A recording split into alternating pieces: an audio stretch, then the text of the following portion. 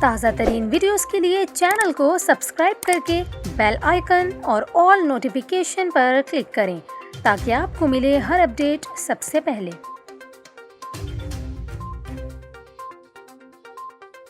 اور یہاں پر آپ کو خبر دیں، کراچی، لاہور اور راولپنڈی سمیت ملک کے بیشتر شہروں میں بجلی کی غیر اعلانیہ لوڈ شیڈنگ میں اضافہ ہو گیا۔ پاکستان کے بڑے شہروں میں گرمی اور رمضان کے دوران کئی گھنٹے بجلی غائب رہنے سے عوام پریشان ہے اور شکوہ کر رہی ہے کہ بجلی کے بھاری بھرکم بل تو آتے ہیں لیکن بجلی نہیں آتی۔